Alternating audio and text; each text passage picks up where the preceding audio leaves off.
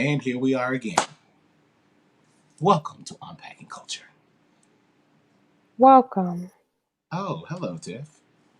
Hello, Alex. How are you? I'm good. How are you? Great. I'm great. So, last week we were not here. No, we're We not. did a special show with a good friend that I call Velvet. And some of you saw that. If you did not see it, a great conversation about white supremacy, racism in the church.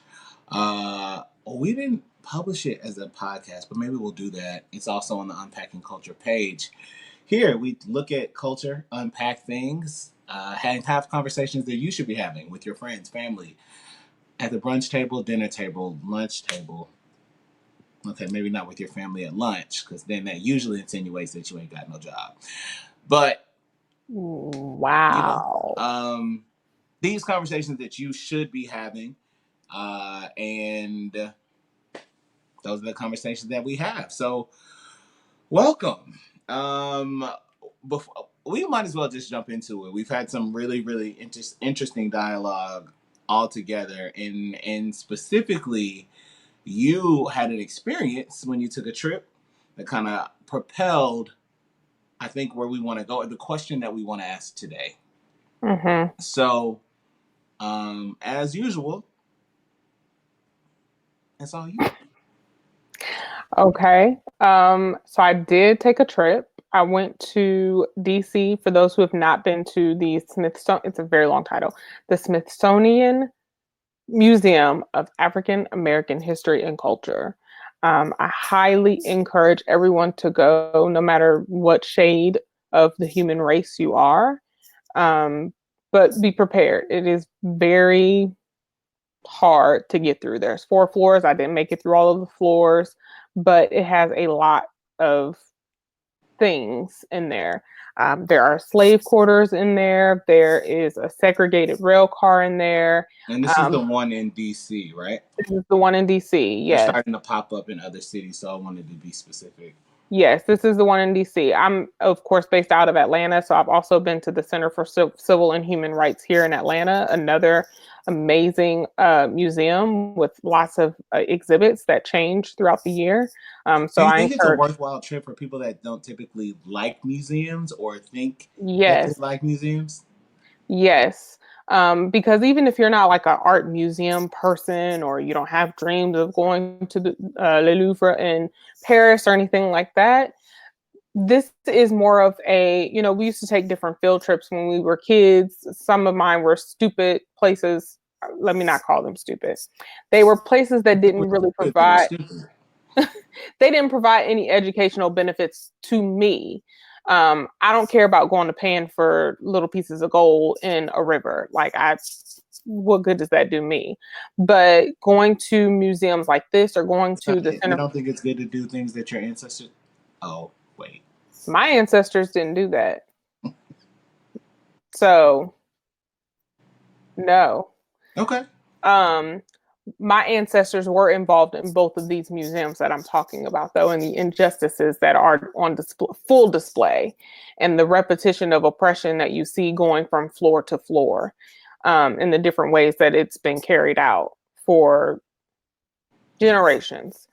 Um, so, one of the exhibits that is there is a full room of Emmett Till, and it has videos of interviews with his mother and different family members, and talks about the movement that happened after he was beat to death. For those who don't know or don't remember, Emmett Till is the young man that was visiting a relative from Chicago. He was visiting a relative down south and whistled allegedly at a white girl coming out of a store. He was then kidnapped from his relative's home and then was beat to death and chained up and thrown into the river. Um, so there's a room that is completely dedicated to him, and I happened to be there on what would have been his birthday, July 25th. Um, to walk into the room is very hard. Um, but when you walk around to the other side of the room, it actually has his original casket on display. And you can see different words and quotes from his mother. But one of the quotes that kind of made me want to do this show is his mom talking about, basically what happened down south was not her issue. It was the people that were dealing with all of the Jim Crow Like what happened laws in and all of general, that. or what was happening at the time? Like it was just not her business. What's going on down south, she's not Yeah, involved with. exactly. Okay, So so she she was was the modern. ASAP Rocky is the modern day her. sure. Okay, Uh, um, I mean he was. so wow. So she was mentioning, the quote is 2 months ago, I had a nice apartment in Chicago. I had a good job. I had a son. When things would happen down south, I said, that's their business, not mine. Now I know how wrong I was. The murder of my son has shown me that what happens to any of us anywhere in the world had better be the business of us all. Hmm. And it really resonated with me because I think that we have gotten, it took the murder of her son for basically the nation and the world to say enough is enough. This is a problem and we got to do something about it. And it reminded me of similar statements, but also reminded me that somehow it's almost like we've lost our way. And I've said this on different shows before, that desegregation made a change in us that was not, it should not have happened. We kind of lost touch of community. We lost touch of cooperative economics. We lost touch of I am my neighbor's keeper. I am my brother's keeper. Maybe not in the sense that, I have to babysit or, look out for whatever. But while we were prepping for this, one of the comments that was made in our meeting is folks are more prone now to pull out their phone and watch instead of helping. And the stories where folks are leaping into victory or into danger without a second thought aren't being widely spread. So I really wanted us to talk about that and talk about how we can be our neighbor's keeper, or how we can not allow it to get beyond the point where it already is now, that it doesn't take the murder of another son. It doesn't take the murder of another brother. It doesn't take the murder of another sister. Because let's be clear, Sandra Bland did not commit suicide, and y'all have not said or shown me any evidence to prove that to me to date. I am a firm believer of that. So, what is it going to take for us to say enough is enough again? Because it's happened before. What is it going to take now? Is it going to take six more mass shootings? Is it going to like what is it going to take So for I us to say understand. that again? I understand the question, and in some ways, I understand people that don't feel like anything that goes on has anything to do with them, and whether I agree that it should be that way or not, it is that way, and I it doesn't make me warm inside. Also, there are people that kind of stand on the sidelines because they feel like most people give lip service to things but really don't care. So, not that I'm intentionally playing devil's advocate, but from this standpoint, let's say you you gave some historical context, and Mm-hmm. some things that caused us not to look out for each other, not to be there for each other, not to stand in times that we should. So, for those people that don't feel like people would do it for them, that's why they don't do it. That you got people on that side of the spectrum. You feel like people that like some people are not, they're naturally followers, so they're just not going to do it until they see people not just talking about it, or tweeting about it, or posting about it, or ranting about it. Right. Um, so starting here, can I ask you, to what extent do you feel like you are responsible for your neighbor? I think that is, and let me start by saying this. This is not an easy, I don't expect this to be an easy question to answer for anybody. But I do feel like twofold. One, speaking from experience, it is very hard, and we've had this conversation a couple of times. We have it often, actually. Often, it's very hard for people to empathize with someone that they have not been through that experience. And let me start here because some people don't know the difference between empathy and sympathy. Sympathy is something that I can give to someone who has lost a parent. I've never lost a parent, but I can give you sympathy for that because that is a horrible, sad occurrence. But for someone who has lost a grandfather, an uncle, an aunt, has lost someone to cancer, I can empathize with those situations because I've been through them, I've lived them, and though our stories may not be the exact same, I've had a similar situation happen to me that I can say I actually empathize with you because I've lived that tale. So I think that is hard for some people to empathize with different circumstances that you haven't been through. And Meek Mill is a good example. He said, he was 17 when he was first arrested and lied on, let's be clear about that, and sentenced to over a decade of probation time. And he, coming out on the other side, said, I didn't know what I didn't know.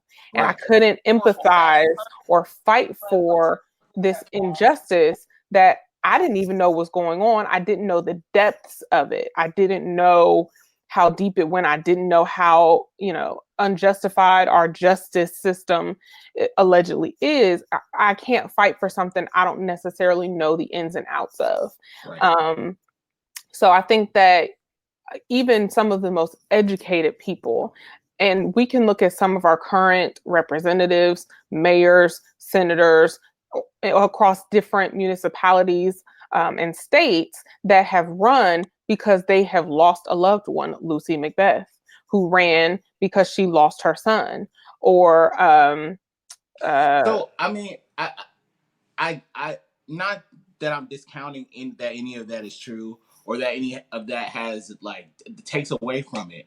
I do think people hear big names, and for this whole, we went through a whole era, and it was hard for me at the time when I was on the air every day. And it seemed like every week there's a new hashtag that I'm like having to stop the music on the show to talk about this name. Hashtag Mike Brown. Hashtag Trayvon Martin. Hashtag Michael Sterling. Um, Over and over and over, hashtag Sandra Bland, hashtag this, hashtag. And so a lot of people are like, well, you guys are out here marching for these people. A lot of people are just, sitting at their computers, typing in like, oh, yeah, hashtag Sandra Bland, hashtag Sandra Bland, you ain't done nothing. And a lot of people feel like after the hype goes down, people aren't going to do anything anymore. I think before addressing that question, it's more important to know, like, do you feel like you should, or are you not provoked to action until something happens to you, like, or if it hits really really close to home. Like, I think what has gotten us to the point to where it doesn't matter, like, you don't care one way or the other. No, my neighbor is like, their business is their business, my business is my business. Should we be like that? Because I stand on the other side of where people ask me all the time. I'm not, because they wouldn't. Why should I if no one's going to speak for, like, uh, to this point? Why should I if no one's going to speak up for me until I get killed? so I think that this is again a difficult question to answer because I think that there are people out there who will speak up. I think that when one gives up, it is a perpetual cycle of other people giving up because they saw that one person giving up. Is it though? Yes, I think that when what caused that one person to say, well, they wouldn't do it for me, it's because Because they no one's done probably, it. Like, because but you've been in exactly, but that is situations, a cycle. That's a cycle of, well, I saw that but they didn't do it for somebody else, okay. so they So wouldn't do it cycle for it may me. be. It's perpetual though. I I just almost said feel like that. it's conditioning. I just said that. I said it's a perpetual cycle because people see other people not doing anything and they're like, well, y'all wouldn't do anything. And I also think that there have been movements and cases and situations where there were protests in the street and there were uproars and there was all the things and nothing was done about it. Nothing Right, was until they stopped. weren't. Until there weren't. So everyone stopped. It's the same thing that we could be said Now, about voting. My I vote would doesn't also matter, so I sorry. don't vote So anymore. I think that's a valid talking point, and I hear that one often. Like, we did all this, we did all this. Where is the change? Right. Number one, I do think that it is extremely erroneous to think that you are going to see the result of like, you're going to protest, and sometimes you are going to see things that start to change. People moving differently, people starting to it has really caused people to kind of wake up. We've had statistics show that women are now running for office in record number like in ways that they've never done that before. I think that that is a valid cause and effect scenario. Not, it's just, oh, they all just woke up one day and decided that they were going to run. They started running for a reason. So I I think it's erroneous to think that we're going to always see the results immediately. Oftentimes, we talked about this in a different conversation. Oftentimes, if you are martyring yourself or you are sacrificing yourself for a movement in any way, you have to be prepared not to see the results. Like, you're not, yes, you're fighting for you, but the equality specifically is something that you may not see. Justice is something that you may not see. Right. People will see it. So I think what contributes to us wanting instant results and saying because that's also lip service when you say, well, a protest does nothing. I disagree with that because history shows us that protests have done things. Now, there are Right. systems still in place that impact everything. And so Right. sometimes we are protesting the wrong thing, or we are provoked to protest situations. And the root cause of this is that we are more reactive than proactive. Yeah. I don't So disagree. I personally think that people feel like, and that is a genuine feeling, I'm going to advocate for you. Like, why? Right. What have you done for, like, what do you do for me on the day? And this also, I think it's so much deeper than just like you doing something for somebody because it's the right thing to do. Generally, you find that people are focused. We are taught, we are conditioned to be selfish, and I think Mhm. selfishness is the root cause of that because you are taught from a young age that you got to get yours. Right. You need to win. But that upbringing is taught in different ways to different people because part, I won't say part, our folks, our brown melanated folks tend to be taught keep your head down, keep your mouth shut, and do what you need to do to survive. And that lasted for quite some time. And now you have this millennial generation and definitely the generation after us that is like, F that, I'm not doing that. And I don't have to take this. But that doesn't necessarily mean that I'm a fight or upward. It just means I'm gonna walk I'm not away putting because I my can go ass on the somewhere line else. for somebody that's not going to put. I understand. I don't think like that, but I understand that thinking. I think that is valid thinking. I think that we're often taught to do things that have a reward, whether it's an immediate award or award that is going to come at one point. Right. So there's not necessarily a reward. Let me ask you this. Do you think that if we had been taught more in school what the civil rights movement actually entailed and what the results were that we No, got I'm from gonna that say or no. didn't I get? don't. No, I don't, because I don't.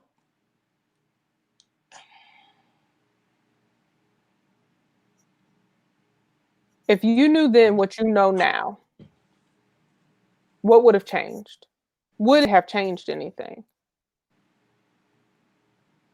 Not really, because I think when I think about movements, any movement, it's always a remnant of people that change the world. The civil rights movement, and a part, I think one of the most erroneous things that is taught about the movement in general is that it was a mass movement that tons of people were involved in, because it Right. wasn't. Right.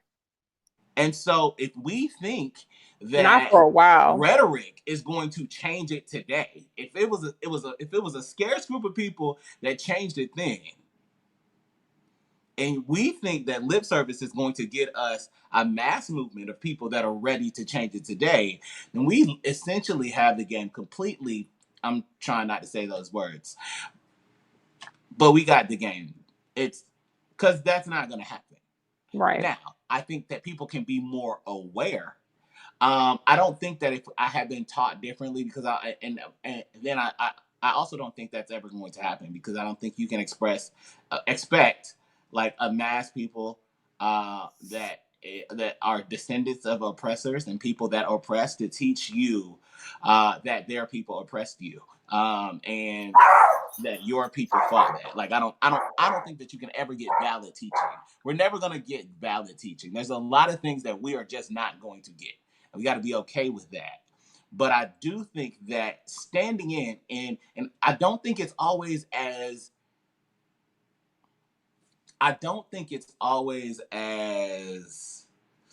what's the word? Big and bold as like it's not always like a shake the table situation like that. We need people like it. It's not always life or death. Sometimes it's as simple as you seeing an injustice being happening on your job. You have a maybe you've been there, you have some tenure, so you've been there a little bit longer. But we keep to ourselves in spaces that it's really not, it doesn't even make sense for us to do that. I find myself, I get thrown out of everything. So I got that mouth that does that. But I speak on behalf of people that won't speak for themselves. Always, I feel like that's just who I am. Sometimes people are built like that. Sometimes that's in people and it needs to be unleashed. Sometimes somebody like you and me have to free people to say, look, you see this girl getting treated like shit at your job every day. She's new. You've been there 2 years, and you know that they treating her like shit, and you're not doing nothing about it. You can change. That's where you step in. That to me is when you say, "Listen, there's something that like you're not gonna lose your job." Right. People like that in that situation, you're still quiet. Why? Right. Yeah. And it's Or even I if just you don't think well, it's sensationalized all the time. And it's always about a sensational. Well, how come you didn't go out? Like, I don't give a damn if you ever march for anybody that's a hashtag. I really don't. But in your immediate circle, like, what can you affect? In your immediate circle, what do you care about? Who do you care about besides yourself? right. And if you've never even thought about that, which is possible, because you could have had a mama that barely cared about you. I think that we have to start. I had a family member talk to me about some of the civil rights fights that not fight, well, yeah, fight that they were a part of, some of the movements that they were a part of. And one key statement stood out to me that they said was, when I was standing in front of whatever the fight was in that moment, it wasn't about me. It was about future life. It was about you. It was about who I was fighting for beyond me. And I think that oftentimes we forget the very small degrees of separation between one another. So, yes, it may just be as small as you having changing your conversations in your group to say, let's all sit. Okay, everybody come to my house Saturday. We're going to write a letter to our representative and say this. And then those people in that group go to their groups. If you invite 6 friends one Saturday to write a letter to your local representative about something, and then those 6 friends invite 6 friends, and then those 6 friends invite 6 more friends, you can start to make change because one Saturday you decided to everybody is going to sit and write a letter to our Now, representative and send it. I agree with you. I agree with you. And you know what else is felt? A lot of people don't know what their representatives can do for them. Right. Right. So I think that's a beautiful suggestion. I think a lot of times that doesn't happen, and people don't know what they don't know. Like Right. I, I'm done bitching about people not coming out to vote. Like we're like, oh, vote, vote, vote, vote, vote.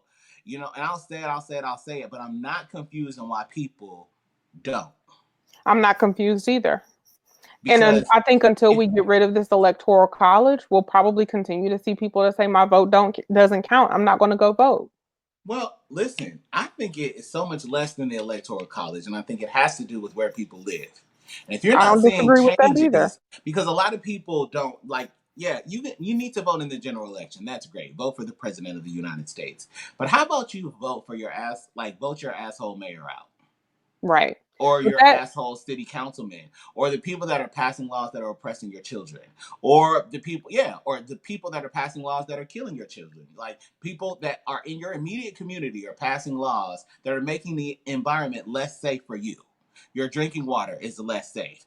Your the air that you're breathing is less safe, and you're not involved in it. And the people don't vote because they don't see change. So even people that have voted, and I like to, I bring Atlanta into this all the time because Atlanta is me. I am Atlanta forever. I love Atlanta. So let's talk about a spot in Atlanta. Like, and I go here often because I'm gonna keep going there because it just doesn't make any damn sense to me.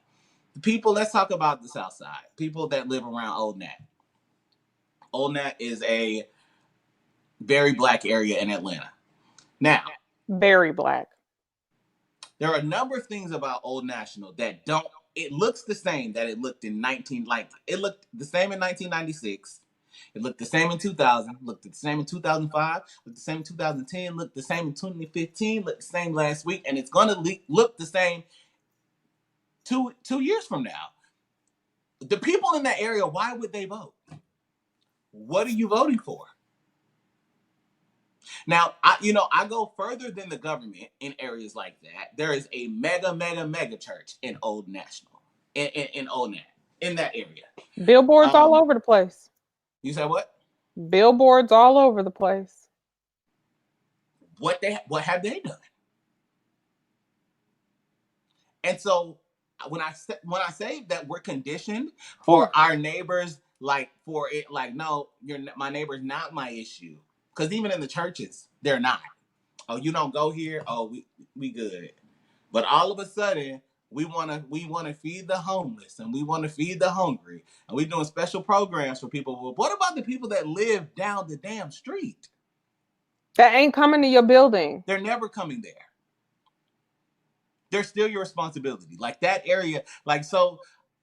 I think the there is a root cause, and I don't know what that is. I don't know what the root cause is as to why we are inherently this way. I think that without change, we're going to continue to see this as it's a problem. It's a problem. Yeah. Like we talked about um, Emmett Till's mother having that the basis of this conversation, her having that realization that she wasn't worried about the people in the South and what they doing down there. She got her ass out of there. Her son went down there, and then what happened? Right. What allegedly happened? Because we know, and I don't know another way to say. And that lady is an elder, but that bitch lied, lied. Didn't it come out later that she Last lied? year, Yeah, it that's what came I out thought. last year. She's finally she before she dies, she wanted to say, "Oh, I Clear lied." her conscience. Lost his life. And And to people be think it's clear, crazy like when you say things like that, but I'd like her to die. I don't think wow, that she needs much more breathing time on this earth. I don't think so. For what? wow, You're sucking up good air, and we don't even have that much. wow, Die. See ya. wow. You mentioned something, and I can't let this go. It's a completely different show that we probably need to do. But you were mentioning different communities and local voting and everything like that. That gets into the whole redlining and gerrymandering conversation.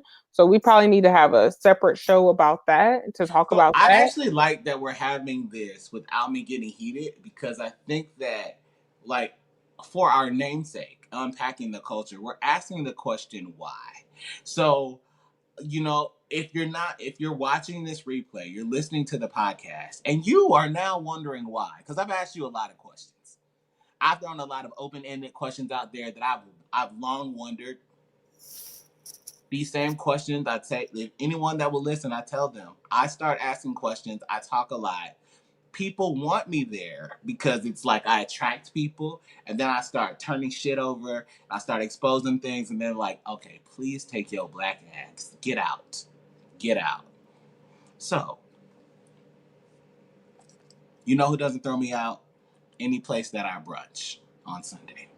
Anyway, we were talking about, and I was saying it's the redlining and gerrymandering conversation needs to happen. But for now, I will say look into if that is going on in your area. Look in because I want to start giving some feedback on things Explain that what you that can is. do. So redlining and gerrymandering is when they start to vote to change the districting lines in your cities to favor one party over another. So it's actually a conversation that's now happening at the federal level where they are trying to loosen the regulations against that occurring at the state and local level. So Mm. it is a very pertinent conversation right now because as we head into 2020 election time, the federal government is trying to make it easier for municipalities to change or manipulate the redlining of districts so that it can go one way or another, blue or red or whatever you want to call it. And especially when a lot of states and cities are talking about flipping, you might hear in the news, this state may flip. That means that they may go from Republican to Democrat or vice versa. We're going to start hearing a lot more of that. But I think that some of these, a lot of these cities that have had mass shootings are probably cities that never thought they would be impacted by that. And I'm gonna say this, and El I don't Paso did. care. El Paso And Dayton, was very prideful about it being one of the safest cities in the United States. right? And And even after now the shooting, they're like, and we will continue to be. Well, and now, even just before starting the show, I was watching the press conference on the Philadelphia shooting that's happening right now, shootout that's happening right now. And the mayor got on and said, we need gun control. I am sick of having this conversation. I am sick and disgusted of this being a problem on both sides. We need gun control and we need it yesterday. And it's like, what is it going to take for this to be a problem? Now, no, too many cities, too many kids have died of all shades for this to still not be a problem. This man drove 600 miles specifically to target Mexicans. I don't understand how we still don't see. And now El Paso is like, listen, enough is enough is enough is enough. And they definitely love them some guns in Texas. And I think if we can all have pertinent conversations of let's find some compromise on some things so that we can at least find a happy medium on some things. But we've talked about Emmett Till's mother. That was not the only time that a statement like that was made. We were talking in our prep call, and I mentioned a Holocaust quote, and that one is from Martin Niemöller that says, "First they came for the socialists. I didn't speak out because I was not a socialist. Then they came for the trade unionists, and I didn't speak out. I wasn't a trade unionist. Then they came for the Jews. I didn't speak out because I was not a Jew. Then they came for me, and there was no one left to speak for me." Can you imagine that happening again? I can. I absolutely can. And I think that people like Jane Elliott, if you don't know who Jane Elliott is, Google her. Jane Elliott she's been out here telling people you're trash for Well, years. I mean, really, she tells white people that they're She trash. tells white, she is what I think, what's her name? Is it Gillibrand that's now going around to different town halls explaining what white privilege is? It's Telling them common, she's doing the same thing, telling them that they're trash. And the thing right? is, You don't have to remain trash. For me to even You tell you don't. that I'm trash, like, and one thing that we're just not gonna accept, like, we have people, especially white people, like, are like, oh my god, you guys are so racist. We've already solved this. That is that what we can't be. There are tons of black bigots out there. They're there. But we are not racist. We can't be racist in this country. We also have not solved it. Let me be clear. I have living relatives that were going through civil rights fights. It's not solved. We still have. I I don't just think we went, should give that any gas. We don't. We know it's not solved. The only people think that but no some one people really believes believes that. No, no one believes that. Some No one people do. believes that the issue of racism is over. And if they Some say it people out of do. their mouth, how do they like? Why? Like, give me a valid reason. Like, why the hell would like? Why? How could you believe that? How? Wow. Some people Where? really, How? really How? believe that, especially some people in this Trump And what administration, would tell black you and that white. it is? Now, I will say that people are not. They're not cognizant of it because they're not around it. Like, if you're not around black people, like, if the only time you see black people is at work. And I love, I every once in a while I have a white person. It's hard for me to say friend, but people that I grew up with that'll say something. Oh, I caught your show, very interesting. Wow, bro, you changed a lot.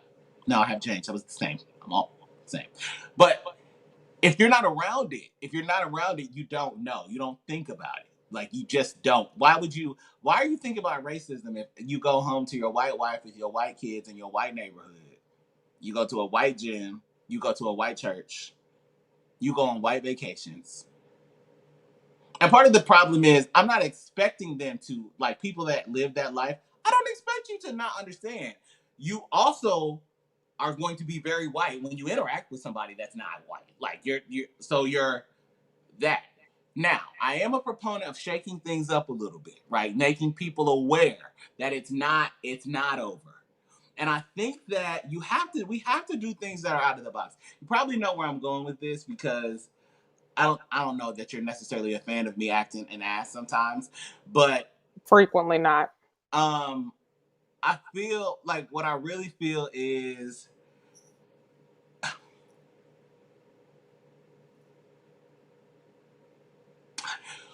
we are complicit in some ways to whiteness being rancid. I don't disagree with that. We are complicit in this white rancidness.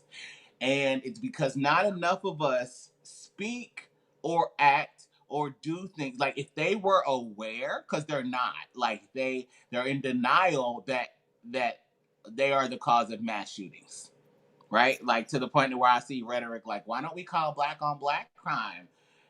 Because that, like, first of all, that's not a thing. People kill people, like you kill who you live around because you have issues with those people.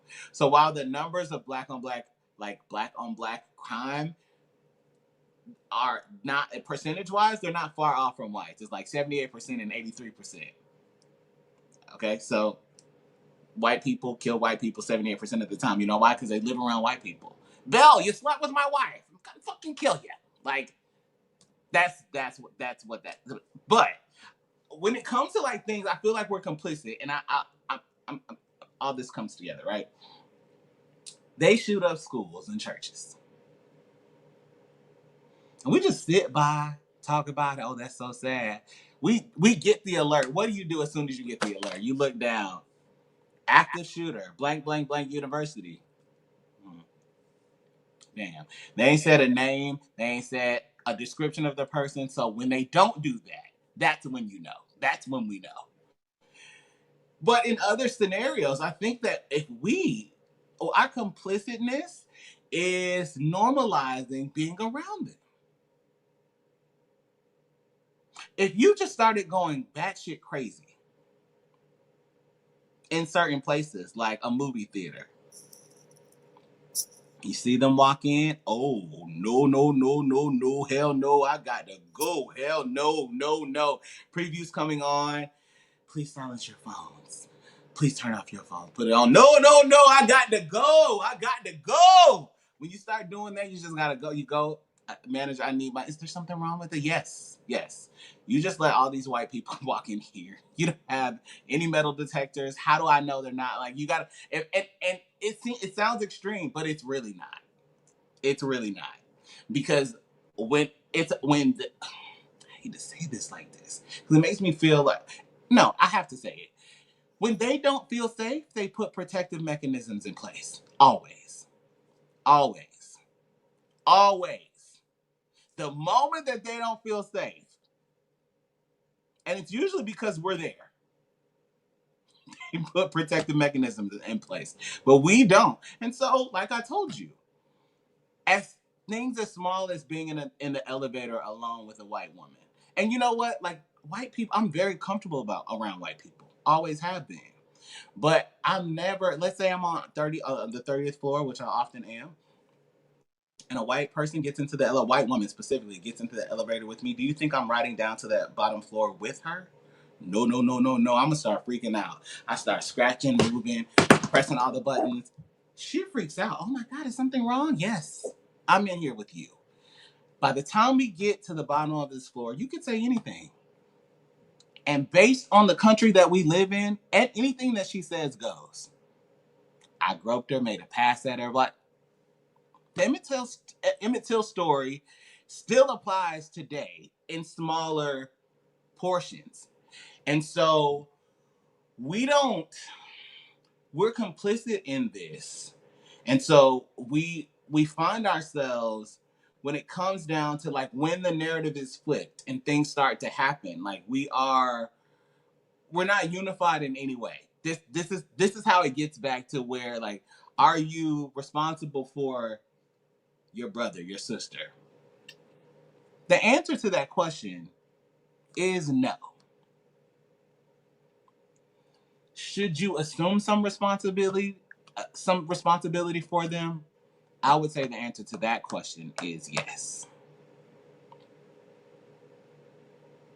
I'm going to slightly disagree because I think that if there's something that I can do, there's a documentary on Netflix called The Grass is Greener, and there's an attorney in there that was a prosecutor, and then he said he realized he was locking up people that looked just like him. And he Mm. realized that's not what he went to law school for. And that if there was something that he could do to help those that didn't know how to help themselves, that he was going to do it. I think that he considered himself his brother's keeper.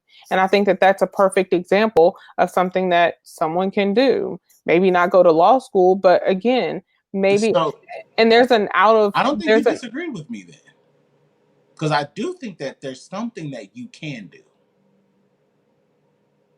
okay. Well, I'm also going to suggest something a little less dramatic than your proposal, but still out of the box. There's a video that I saw a few weeks ago, and I'll try and find it and have our team post it on our Facebook page. But basically, it's young adults. I'm going to say young adults. I guess maybe college age, and it's white and black in a field. And there's a white guy that says, "I'm going to give a couple of conditions, and if you meet these conditions, don't move. You don't get a head start."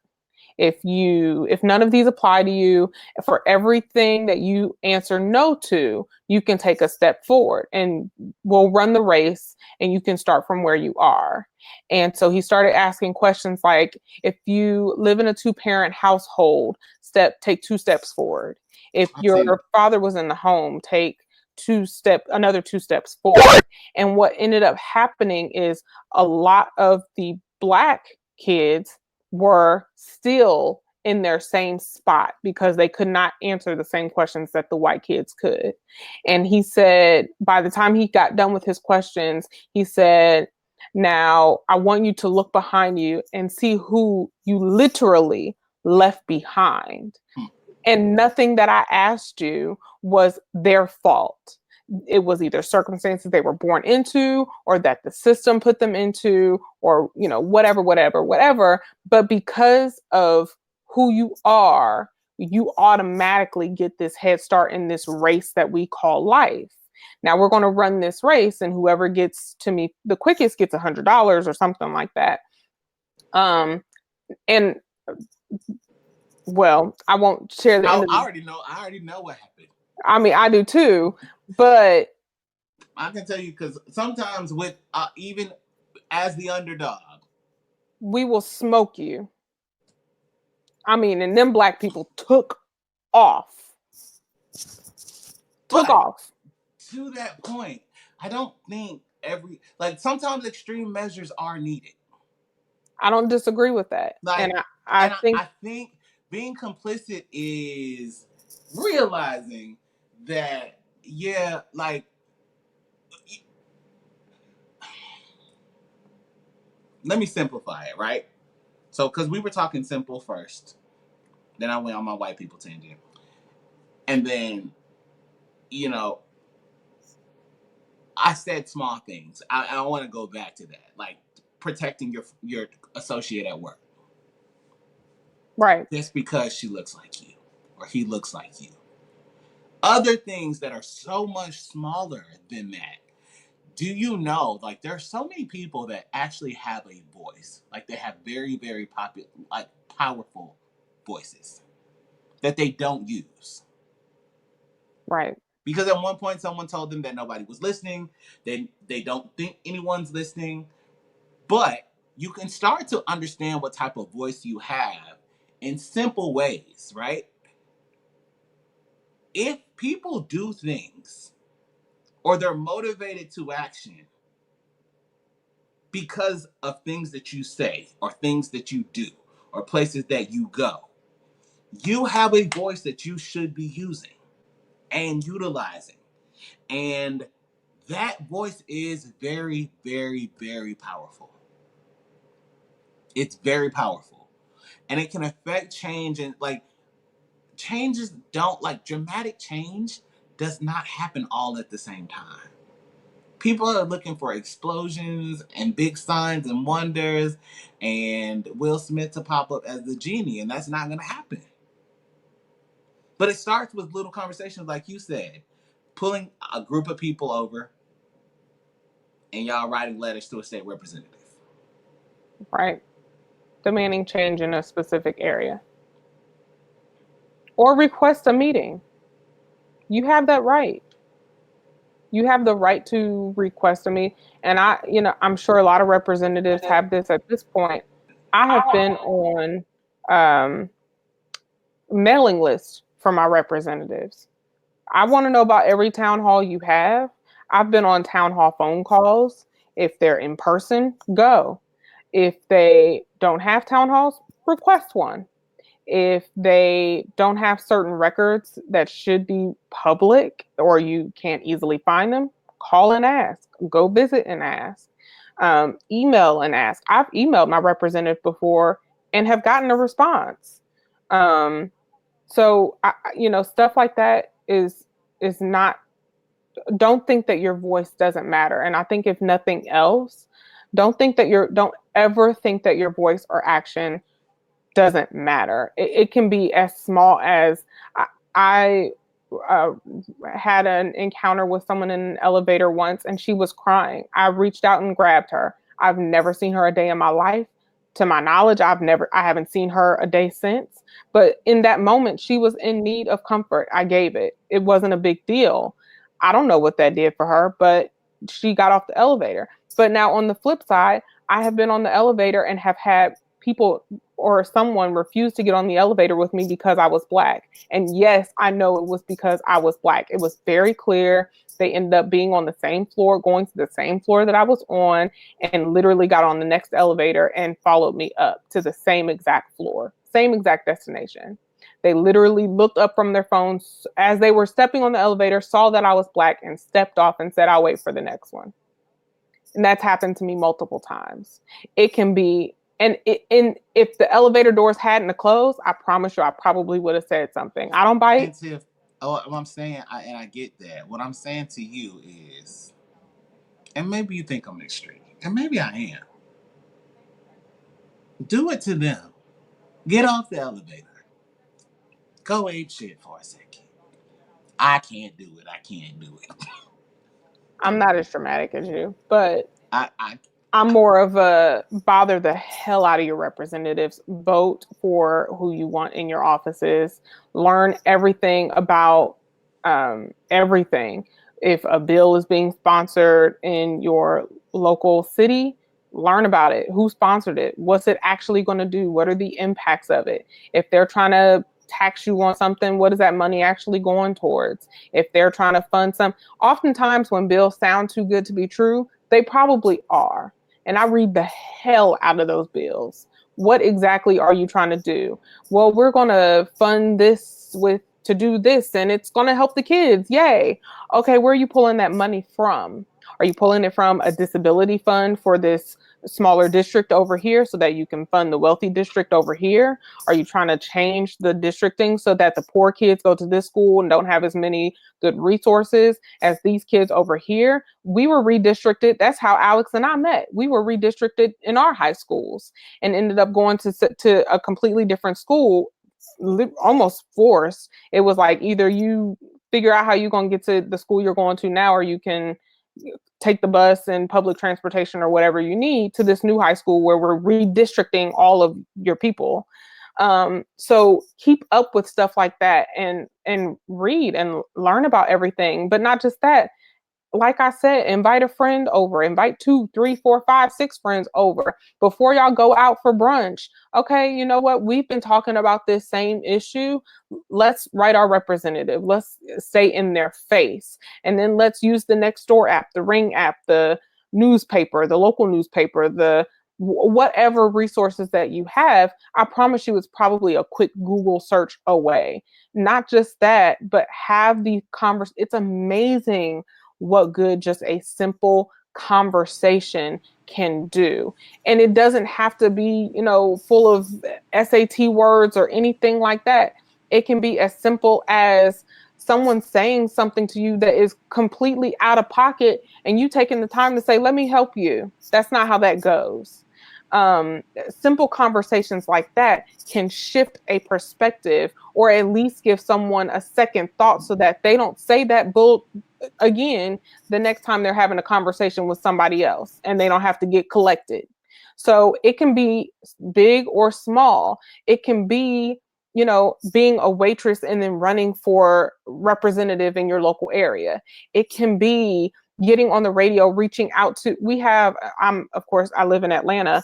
We have different, of course, our local news sources, but they have different services that if you're having a problem as a tenant, if you are having a problem with a company, if you're having a problem with a vendor, they literally will go out and investigate it for you. And it will be on the 5 o'clock news before you can blink. Use stuff like that to start pointing out some of these things that are happening in your local community. You know what? I've seen that there is a problem with police brutality in this area. And I've tried to complain, I've tried to do this or whatever. They don't seem to be doing anything about it. Shine a spotlight on it so that that spotlight can become a bigger spotlight, can become a bigger spotlight. Your voice and your actions matter. And when you start to pull in your friends and tell them, hey, we have conversations about this, or we don't have conversations about this, let's start. Or, this is really bothering me. Will y'all support me in taking this action? Or let's go to our local community food bank and see what we can do there. Let's not just volunteer or donate stuff for the toy drive at the beginning of the year. Teachers need supplies all year round, and our taxes for damn sure aren't paying them enough, and they got to pay for their own supplies. That's why every year you see a teacher put up a GoFundMe for the supplies and all the things that they have to buy to take care of their students, your kids that you're sending to school. We don't pay them enough. Don't just donate to the GoFundMe. Go and volunteer to be a teacher's helper, a teacher's aide in a class, or see if they can take a book donation, or do something. It can be small, it can be big, whatever. Find what breaks your heart and make action towards that. Talk to other people, find out what breaks their hearts. And when something pulls at your heartstrings, it's not coincidence. Don't let it just pull at your heartstrings for 30 seconds and then you move on to your frappe from Starbucks. Pay attention to that voice that's speaking inside of you that says, I should do something about that. Do something. It doesn't take long. It may not turn into your life's work, but at least you can say, you know what, if it takes one person, if it's just one person that I help by making sure that my local school has better books and resources, that all of the teachers in that school have crayons, that all of the firefighters are, fed cookies one day or whatever it is. Simple stuff that seems silly and stupid, do it, because it may make that one person stay, that then they can go and make another person stay. It is a chain reaction, and you have the choice as to whether or not you want that chain reaction to be positive or negative. And I just pray that more of us start choosing the former rather than the latter. I'm with it. And we are out of time. So that is that on that. Um, Tiff, how do people keep up with you? Don't, no. Woo! At Tiff Lanelle everywhere: Instagram, Twitter, Facebook, and .com. Don't send me no hate mail. Didn't come that kind of day. Listen. She that mad lady from Unpacking Culture. Okay. Get Okay. right. Get right in your system. Or message me and I'll get some into your system for you. All right. Well, you can find me at the Federal Bureau of Investigation. Jokes. I'm Alex Unmuted everywhere, and it's been a pleasure being with you people on tonight. All right, share this conversation. Follow us on Spotify, Apple Music, and next week for another great conversation on Wednesday at 10 p.m. Eastern. It goes down right here, and also on Boss FM, the hashtag. I don't say that enough, but you can catch this show on that channel, bossfm.com, for more information. All right. It's been wonderful. If God don't do it, it won't get done. It won't get done. Go find that video and bless somebody. Hey, Don't. if God don't do it, It